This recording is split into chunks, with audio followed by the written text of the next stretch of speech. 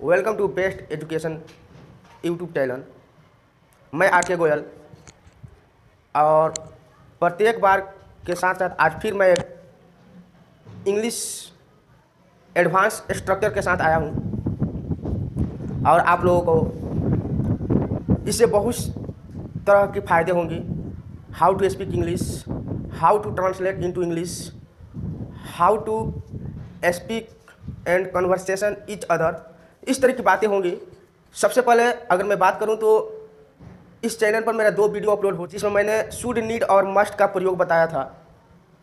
Second video था may be और might be का यूज बताया था कि दोनों में क्या डिफरेंस है। और फिर मैं एक नए टॉपिक के साथ आप लोग के सामने हाजिर हूं और आप लोग इसको ध्यान से समझिएगा और ध्यान से सुनिएगा। सबसे पहले जो लोग भी मेरा पहले वाला जो वीडियो देखे हैं और जो मुझे प्यार कमेंट इतना दिए हैं उनको सबको हार्टली मैं धन्यवाद देना चाहता हूं। और मैं आप लोग से ये कहना चाहता हूं कि if you want to learn English then you can look at the board. सबसे पहले मैं बात करूंगा एक वर्ड के बारे में। एडवांस स्ट्रक्चर की मैं बात कर रहा हूं।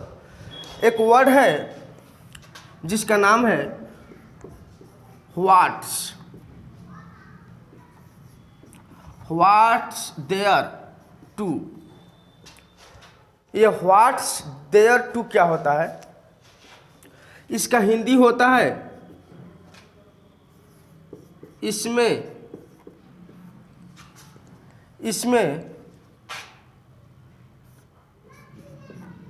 क्या बात है। इसका हिंदी होता है इसमें क्या बात है। यानी कहने का मतलब कि अक्सर हम लोग देखे हैं कि अक्सर लोग कहते हैं इसमें हंसने वाली क्या बात है, इसमें रोने वाली क्या बात है, इसमें पढ़ने वाली क्या बात है, इसमें दुखी होने वाली क्या बात है। तो वैसे सेंटेंस को इंग्लिश में कैसे बोलेंगे? हाउ टू स्पीक इंग्लिश, कैसे इंग्लिश में बोलेंगे?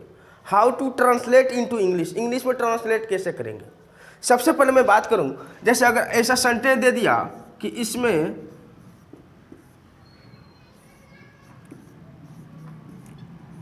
रोने वाली क्या बात है,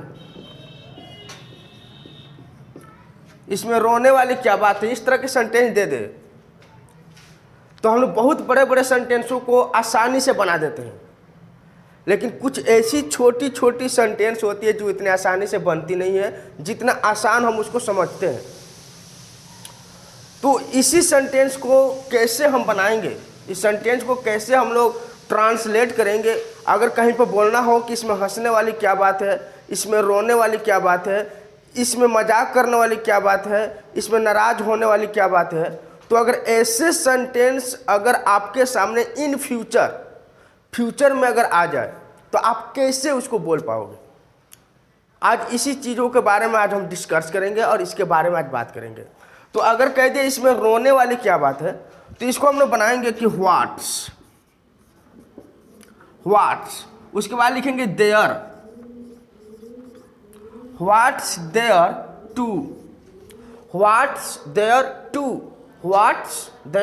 टू, और रोने का होता है weep. What's there to weep, इसमें रोने वाली क्या बात है। उसी तरह से कह दिया इसमें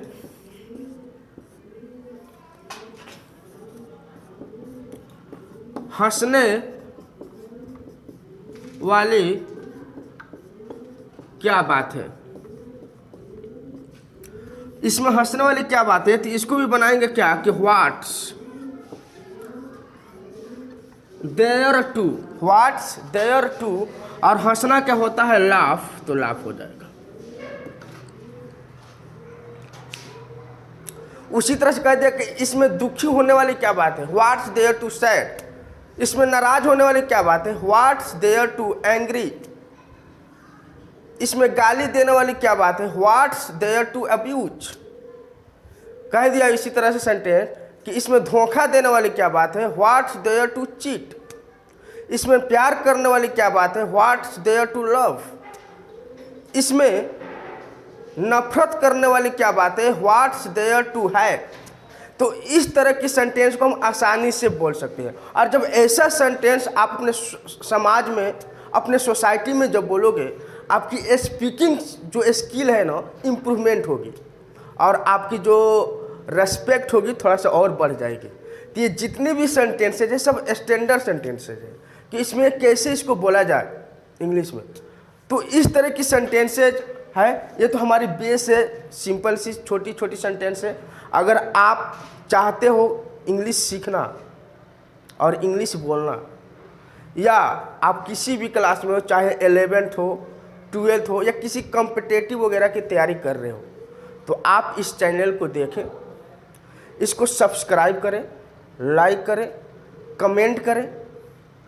और अगर आप YouTube के साथ साथ ऑफलाइन क्लास करना चाहते हो, सामने फेस टू फेस मिलाकर पढ़ना चाहते हो, तो वो सिवान अब दूर नहीं रहा। आप कहीं से भी हो सिवान आ सकते हो, मालवीय चौक महादेवा फ्रंट राइट कैंपस में, वहाँ पर मेरा इंस्टीट्यूट चलता है। लेकिन आइए हम यहाँ पर फिर से एक छोटी सी टॉपिक के बारे में बात करेंगे। हालांकि मैं अभी आप लोग को जो मैं पढ़ा रहा हूँ, किसी स्पेशल कोई चैप्टर को मैं तैयारी नहीं करा रहा हूँ कि इस चैप्टर को मैं शुरुआत कर रहा हूँ और इस चैप्टर को मैं कंप्लीट किया हूँ। मैं अभी बेस बता रहा हूँ, लेकिन हाँ, मैं जो बता रहा हूँ वो मेरे लिए बेस है, आपके लिए वो बेस नहीं है, आपके लिए वो एडवांस है। और आप इसको छोटी और बेस में लेकर नहीं चलना है कि ये बेस है मेरे लिए। इसको समझना है, पढ़ना है, अपने कॉपी कलम निकाल कर रखो। जब भी पढ़ाया जा रहा है तो कॉपी कलम में नोट करो, और कॉपी कलम में जब नोट कीजिएगा आप, तो हमेशा आपके साथ रहेगा। और हमेशा हंसते मुस्कुराते इंग्लिश पढ़िए। हंस कर मुस्कुरा कर मैं इंग्लिश सिखाता हूँ। आपको नाराज़ होने वाली और दुखी होने वाली, टेंशन लेने वाली कोई बात नहीं है कि हम लोग की इंग्लिश नहीं आती है।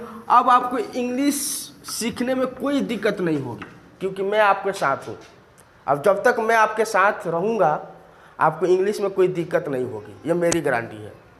बशर्ते आपको करना क्या होगा कि जो भी मेरा वीडियो आपके पास पहुंच रहा है उसको देखना होगा। आप पहुंचेगा कब? जब आप मेरे चैनल को सब्सक्राइब करोगे तब। इसी तरह से नहीं पहुंचेगा।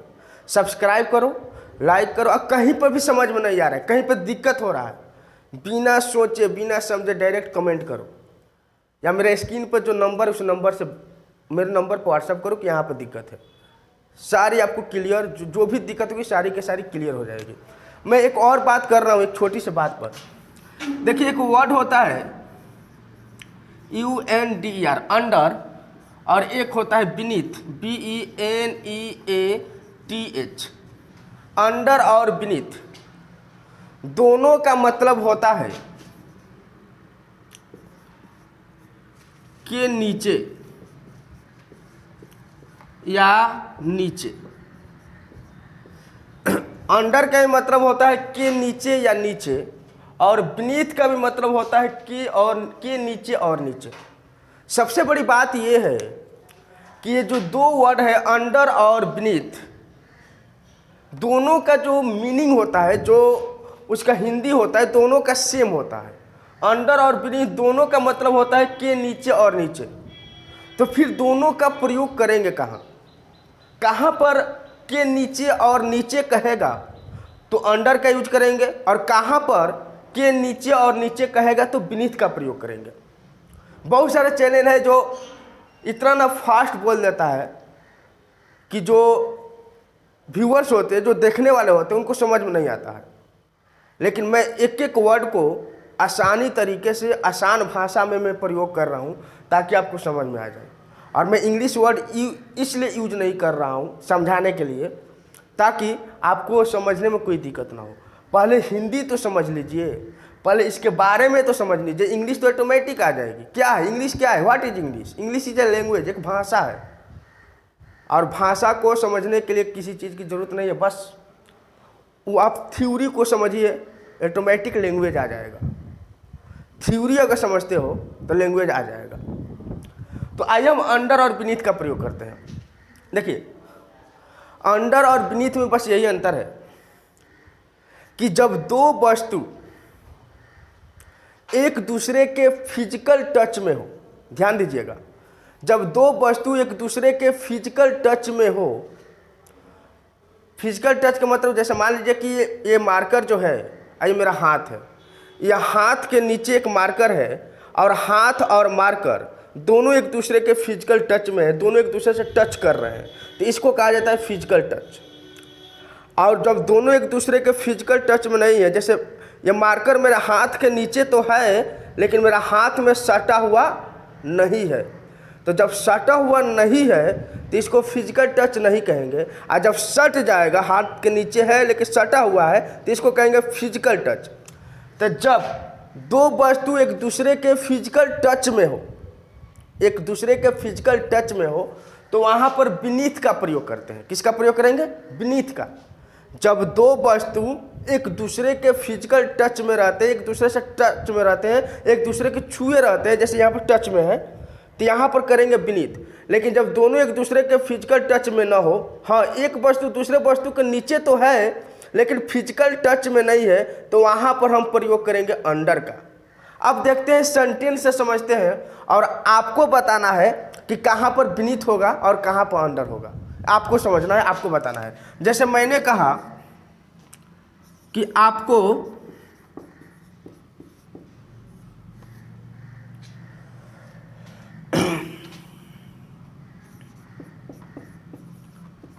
बिछावन के नीचे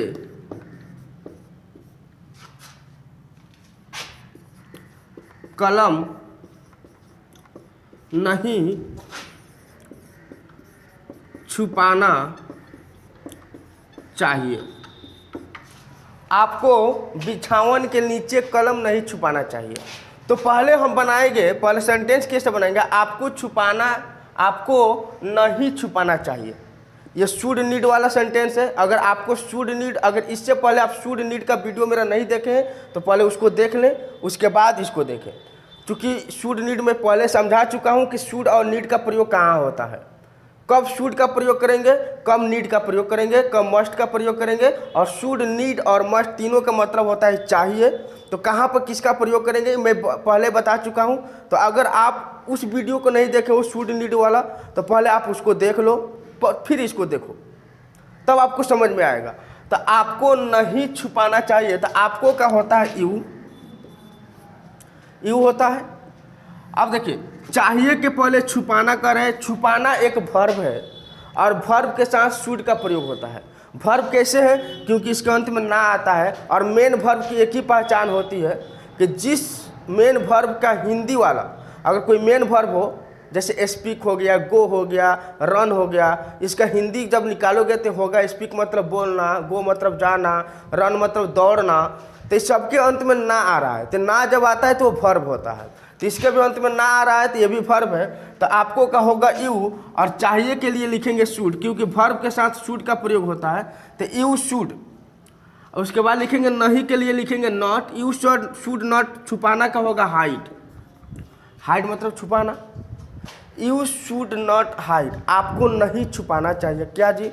बिछावन के नीचे कलम। You should not hide pen, आपको कलम नहीं छुपाना चाहिए। You should not hide pen बिछावन के नीचे। अब जरा सोचिए ना कि बिछावन के नीचे, अगर बिछावन के नीचे जब मैं इस कलम को रखूँगा तो बिछावन और कलम दोनों एक दूसरे के फिजिकल टच में होगा कि नहीं होगा? दोनों एक दूसरे से टच में होगा। जैसे मान सपोज ये बिछावन हो गया और इसके नीचे मैंने कलम को छुपा रहा हूँ, तो ये दोनों तो टच में होगा।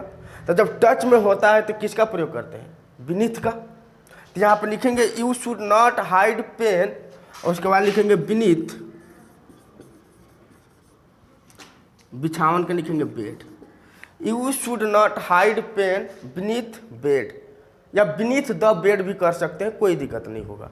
तो you should not hide pen beneath the bed या बीनीथ बेड, आपको बिछावन के नीचे कलम नहीं छुपाना चाहिए। तो इस तरह का बीनीथ का यूज होता है। अब मैं अंडर का प्रयोग बताता हूँ। अंडर का प्रयोग देखिए, अंडर का प्रयोग में क्या होता है कि जब कोई वस्तु किसी वस्तु के नीचे हो लेकिन वो फिजिकल टच में ना हो। जैसे मैं अगर एक बात सेंटेंस दे दूँ कि टेबल के नीचे एक बिल्ली है। टेबल के नीचे एक बिल्ली है। अब बताइए कि टेबल के नीचे एक बिल्ली है, आपके घर में एक टेबल होगा, सबके घर में टेबल होगा, उसके नीचे एक बिल्ली रखोगे तो क्या वो बिल्ली और टेबल जो होगा दोनों टच में होगा? नहीं होगा। ये फिजिकल टच नहीं है। तो जो फिजिकल टच नहीं रहता है उसके लिए हम अंडर का प्रयोग करते हैं। किसका प्रयोग करते हैं? अंडर का। अब जैसे देखिए एक बिल्ली है तो पहले इसको बनाएंगे कि लिखेंगे कि देयर इज ए कैट। अब सबको पता चलता होगा कि एक है तो देर क्यों लगा है। एक होता है इंट्रोडक्टरी सेंटेंस होता है, और इंट्रोडक्टरी सेंटेंस हमेशा देर से शुरू होता है। खैर कोई बात नहीं है, मैं इस देयर पर भी एक सेंटेंस बनाऊंगा। और क्या है मिस्ट्री ऑफ देयर, देयर का रहस्य क्या है, मैं इसके बारे में एक वीडियो में बताऊंगा। बस इतना समझिए कि एक बिल्ली है, एक कुत्ता है, एक राजा है, एक शेर है, तो सब सेंटेंस देयर से बनेगा। There is a cat, there is a lion, there is a dog, there is a king, there से बनेगा। तो देयर इज अ कैट, एक बिल्ली है टेबल के नीचे, और टेबल से तो बिल्ली टच नहीं होगी, फिजिकल टच नहीं है। जिस तरह से बिछावन के नीचे कलम था तो बिछावन और कलम जो इस तरह से टच में था उस तरह से बिल्ली टेबल से टच नहीं है। तो लिखेंगे यहाँ पर अंडर द टेबल। तो इस तरह के वीडियो आप देख सकते हैं। तो मैंने आज दो कंसेप्ट बताया, एक व्हाट्स देयर टू, इसमें क्या, इसमें हंसने वाली क्या बात है तो व्हाट्स देयर टू लाफ, इसमें रोने वाली क्या बात है व्हाट्स देयर टू वीप।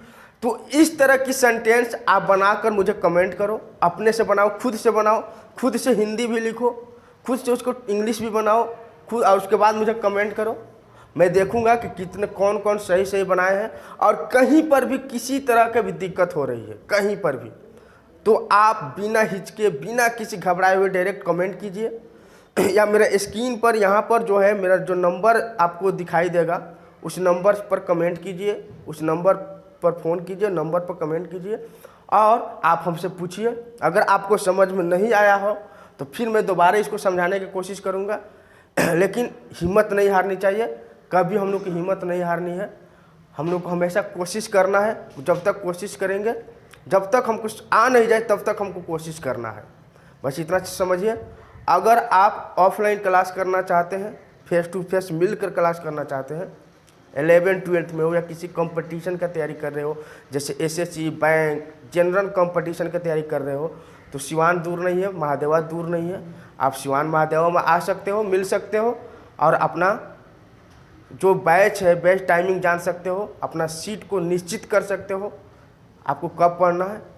बस तो फिर से मैं आपको कह रहा हूँ कि अगर आप मेरा चैनल को सब्सक्राइब नहीं किए हैं तो मेरा चैनल को सब्सक्राइब करें, लाइक करें, कमेंट करें, और इसे ज़्यादा से ज़्यादा शेयर करें, ताकि जिस तरह से आपको इंग्लिश में समस्या है उसी तरह से बहुत सारे ऐसे बच्चे हैं जो पढ़ते हैं और इंग्लिश में उनको भी समस्या आती है। तो अपने आप शेयर करें, आप उनका हमदर्द बने। आप अपना इस वीडियो को जितना चाहें उतना शेयर करें, और इस वीडियो को वहाँ तक पहुँचाएँ जहाँ इसकी ज़रूरत है। That's all. फिर मिलेंगे हम नेक्स्ट वीडियो के साथ। तब तक के लिए धन्यवाद। Thank you for watching this video.